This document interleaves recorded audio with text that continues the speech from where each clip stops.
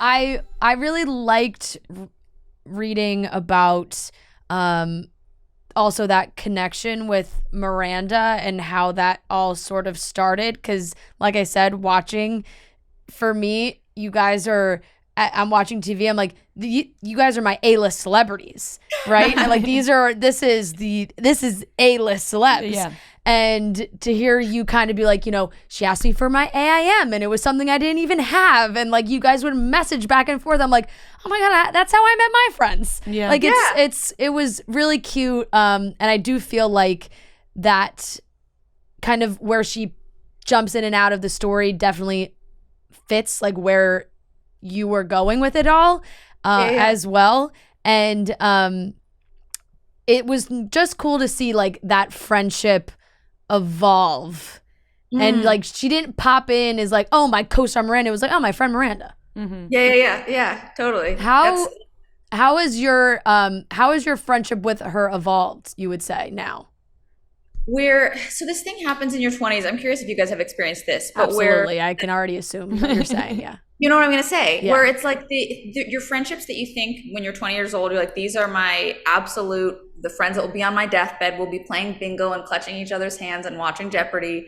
That shifts. Yeah. And sometimes you can't even really make sense of it. It's just like, oh, wow, I haven't talked to that person in months. Right. And then there's kind of complicated feelings around it. But I mean, I love her to pieces, but we're not as close as we used to be, but it was just totally a natural, I guess, aging. Yeah. I mean, things get in the way. People's lives change. People focus on different things. I feel like that happens all the time. And definitely there are people that I thought I was going to be friends with forever that it wouldn't be weird if I talked to them now, but I just haven't talked to them in a little bit. Yeah. I actually just had that experience recently where I saw, I did like a little girls trip and saw some friends that I have not seen in a long time, but we were like, when I do see them, time feels like it's like a time machine. You feel like exactly it could have been years, but it feels like no time has passed. And I think that is how a lot of female friendships kind of change as you get older, but you can kind of fit back into that. Yeah.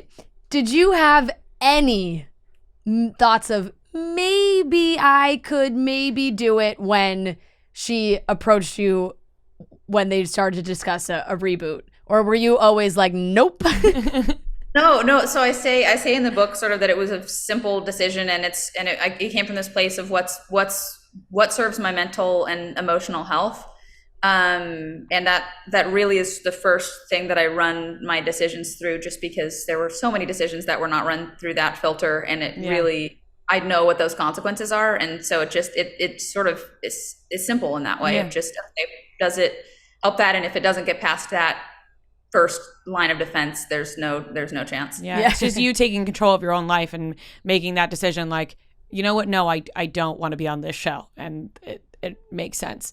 There was something that was brought up in this book and also in Josh Peck's memoir, and we had him on the show and we talked a little bit. I love Josh Peck. We love Josh. He's awesome. He came on the show. We talked about his memoir, and you learn a lot of interesting things. And something that was brought up was you mentioned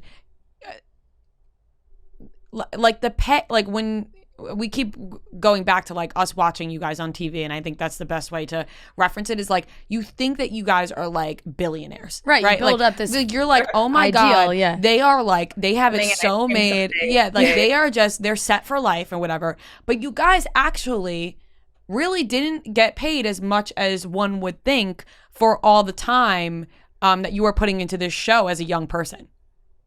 No, absolutely. You know, there's also a lot of pay differences around what network a show is on.